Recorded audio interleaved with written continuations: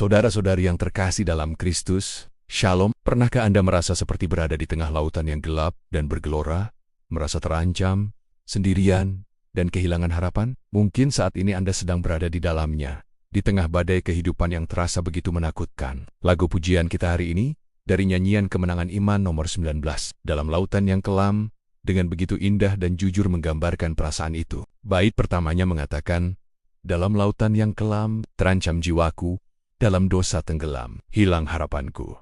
Ini adalah sebuah gambaran yang sangat kuat tentang sebuah jiwa yang terhilang. Jiwa yang terbelenggu oleh dosa dan diliputi oleh keputusasaan. Dalam kehidupan kita sehari-hari, lautan yang kelam ini bisa mewujud dalam berbagai bentuk. Mungkin itu adalah kegagalan dalam pekerjaan atau studi yang membuat kita merasa tidak berharga. Mungkin itu adalah duka yang mendalam karena kehilangan orang yang kita kasihi. Mungkin itu adalah rasa cemas yang tak berkesudahan tentang masa depan, atau mungkin beban kesalahan dari masa lalu yang terus menghantui dan menarik kita ke bawah. Kita bisa membayangkan kisah Petrus dalam Injil Matius pasal ke-14, saat Tuhan Yesus memanggilnya untuk berjalan di atas air. Awalnya, Petrus bisa imannya tertuju pada Yesus. Tetapi saat ia mulai melihat betapa dahsyatnya angin dan gelombang di sekelilingnya, imannya goyah, ia mulai takut, dan ia pun mulai tenggelam. Demikian juga dengan kita, saat kita membiarkan badai-badai hidup, masalah-masalah kita, ketakutan-ketakutan kita, mengalihkan pandangan kita dari Yesus, kita pun bisa merasa tenggelam dalam lautan keputusasaan itu. Kita merasa sendirian, tak berdaya, dan harapan seolah sirna. Namun saudara, puji Tuhan, cerita tidak berakhir di sana. Di tengah kegelapan yang paling pekat sekalipun, selalu ada secercah harapan. Lagu ini melanjutkan dengan kalimat yang begitu indah. Tapi Tuhan berkenan dengar seruanku, lalu ku diselamatkan mukholisku. Inilah inti dari Injil. Kabar baik yang kita pegang teguh. Saat kita berada di titik terendah, saat kita merasa tidak ada lagi jalan keluar dan kita berseru kepadanya, Tuhan mendengar. Mazmur 34 ayat 18 mengatakan, Tuhan itu dekat kepada orang-orang yang patah hati, dan Ia menyelamatkan orang-orang yang remuk jiwanya. Mungkin Anda merasa jauh dari Tuhan, tapi firman-Nya berkata Dia dekat. Dia tidak pernah jauh dari rintihan hati yang hancur. Saat kita berseru, Tuhan, tolong, seperti seruan Petrus yang tenggelam, tangannya terulur untuk menyelamatkan. Dan lihatlah betapa ajaibnya penyelamatan itu, seperti yang dinyanyikan dalam bagian refrainnya. Kasih kudus yang telah mengangkatku. Penyelamatan kita tidak datang dari kekuatan kita sendiri. Bukan karena kita cukup baik. Bukan karena kita berusaha lebih keras.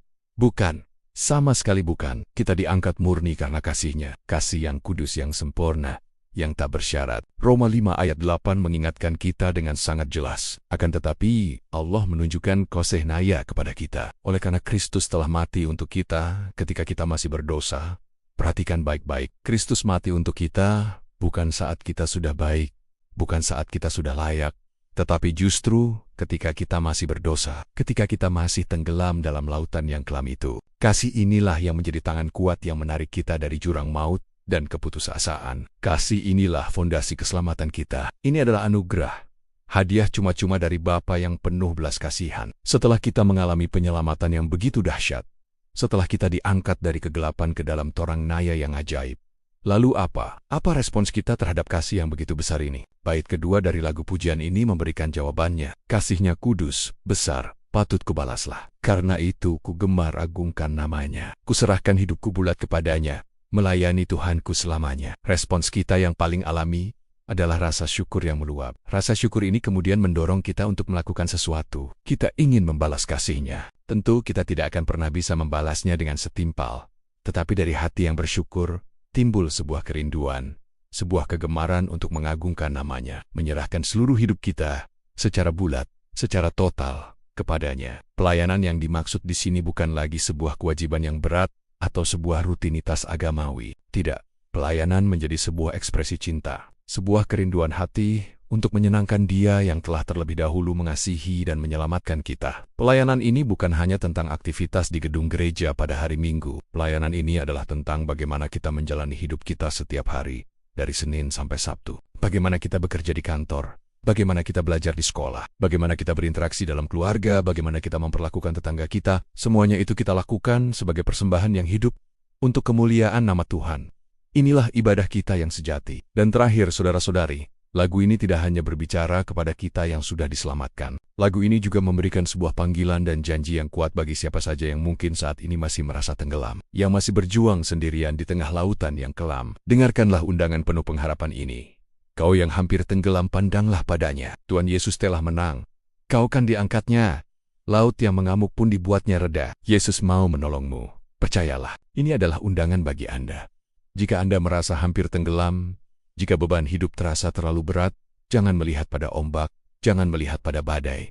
Pandanglah pada Yesus. Dia adalah pemenang. Dia telah menaklukkan dosa dan maut di atas kayu salib. Kuasa yang sama yang membangkitkan Dia dari kematian adalah kuasa yang sanggup mengangkat Anda dari keputusasaan Anda. Seperti yang Dia lakukan bagi para murid di Danau Galilea. Saat mereka ketakutan karena badai, Yesus sanggup menghardik badai dan berkata, "Diam, tenanglah," dan danau itu pun menjadi teduh. Dia juga sanggup dan mau melakukan hal yang sama dalam hati Anda. Dia mau menenangkan laut yang mengamuk dalam jiwa Anda. Yang perlu kita lakukan hanyalah satu, percaya. Ulangan 31 ayat 8 memberikan peneguhan yang luar biasa. Sebab Tuhan, Dia sendiri akan berjalan di depanmu, Dia sendiri akan menyertai engkau, Dia tidak akan membiarkan engkau dan tidak akan meninggalkan engkau. Janganlah takut dan janganlah patah hati. Saudara, peganglah janji ini. Apapun lautan kelam yang sedang Anda hadapi saat ini, kegagalan, duka cita, ketakutan, rasa bersalah, percayalah. Yesus sanggup dan mau menolong Anda. Tangannya terulur. Sambutlah tangan itu. Serahkanlah hidupmu Podinea. Dan biarkan kasih-Nya yang kudus mengangkatmu, memulihkanmu dan memberimu kehidupan yang baru. Tuhan Yesus memberkati kita semua. Amin.